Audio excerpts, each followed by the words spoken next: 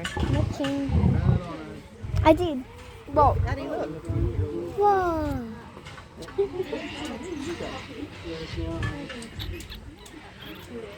Did that one get it? No. I can't see him.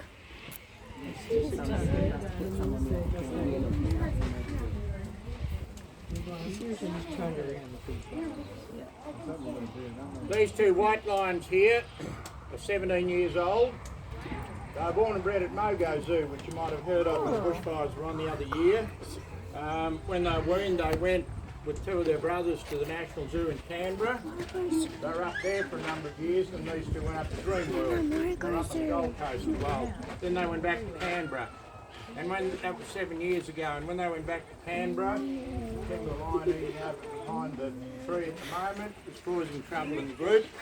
Couldn't be reintroduced back into the group in Canberra. So they put in the off-display area for rehoming. And our two old tawny lions had died of old age, so we put a hand up to get these two. And even though we had a permit for 4 lions, it took nearly 18 months of hassling with the DPI, that's the Department of Primary Industries, who control the permits, to get permission to go and get them. We told the then director of the DPI there was a chance these two were going to get put down because there was nowhere for them to go. And he replied, "It's not my problem," which is a bit of a shame because white lions are now rated as technically extinct in the world. There's only 102 white lions left in the world and you're looking at 2 of them. So we're a bit disappointed he took that attitude, but anyway we've got them. Like I said, that was 7 years ago. The lioness over the back, she's 17. The old lion with her is 18. 5 years ago I went up to Queensland to Darling Down Zoo between Toowoomba and Warwick and chucked them in the trailer and brought them back. And when they arrived, these two boys were in really good condition. And these two spent the first 3 weeks running up and down the fence trying to get the lioness's attention and lost about 40 kilos in weight each. But I tell people that's what girls do to boys, make them run around and lose weight. It's really a while to get the weight back on them again. Now they're in pretty near perfect condition now.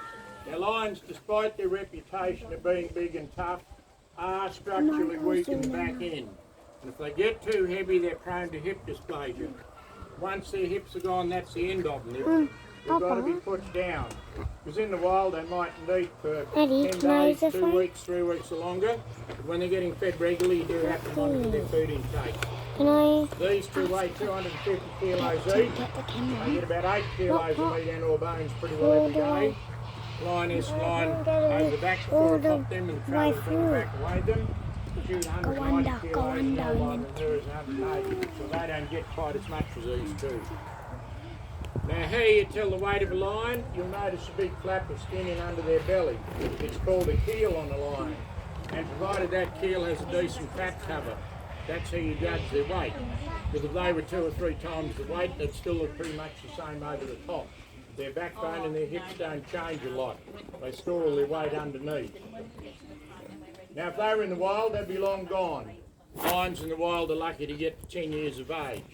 In captivity, they'll live 20, 25 years. Simply because they get looked after, their health care needs taken care of. They get fed regularly, drenched at least 4 times a year. For worms, there's special tablets we have to buy. They're the equivalent of 16 adult dog grooming tablets each. Costs us $250 every time we drench each lion. We put the tablets in the meat and they come up to the fence and gobble them up and don't even know they've had their tablets. Except for the lioness, she takes the meat, flicks the tablets out and eats the meat. We have to do other things with her. And they get a feline enteritis injection once a year, same as a domestic cat should have.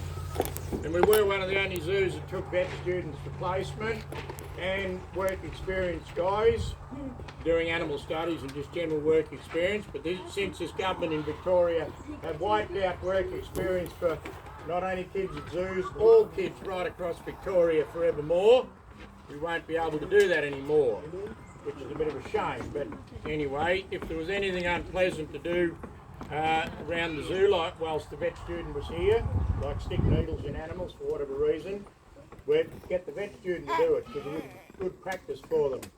Somebody in the zoo has to be the designated bad guy, and that job would fall to me. And they do remember it, and they do hold it against you. And the vet students were only here for a week or 10 days, and they never saw them again. Their diet, any red meat, beef predominantly. We do get donated old animals that can't go to market. pretty particular what goes in the sale yards nowadays. Something wrong with them. Cows or bulls with eye problems, calving problems, prolapse, whatever. Farmers will sometimes ring up and I go get them and process them for the lines. And alternately, the vets will sometimes ring up, say we've got a horse with a broken leg or one that's got to be put down if the owners are happy for me to take it. We get it, process it and feed it to the lines. So we've had a good supply of meat lately, which has been good. If I do a fresh kill, I'll give them a really big feed. Take the legs, the head and the neck, it's less butchering that I've got to do. And I'll give it to them skin and hair and all, and then I wouldn't feed them for 3 or 4 days. They might have 20, 30 kilos to simulate being in the wild, and they need the skin and the hair every now and again. It's good for their metabolism. But they will eat other meat, bar red meat. A couple who bring the organic poultry to Mansfield for the butcher shop and supermarkets had a freezer failure the other year and rang and asked me if you like some meat. I said, yes please. And they bought out 450 kilos turkeys, chicken wings, chicken schnitzels and all those sort of things.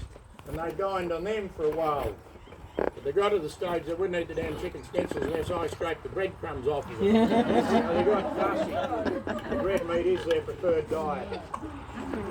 Now the reason white lions are all but gone from the world is because the poachers are watching in South Africa. Any cubs that are born, they get the opportunity, they'll grab them, slaughter them and skin them and sell their skins. They're worth a lot of money. There's a wildlife park over there, been breeding white lions for a number of years, trying to get up numbers to release back into the wild. Poachers got in the other year and slaughtered 11 of his breeding stock. So white lions are never ever going to be back in the wild again. The only place you're ever going to see them now is behind wire in zoos and wildlife parks. So we're lucky to have them. And these are the only 2 white lions in Victoria too. Alright, let's give you a bit of a rundown now. Has anyone got any questions? What about them? No, they're what you call tawny lions, just the regular lions you see.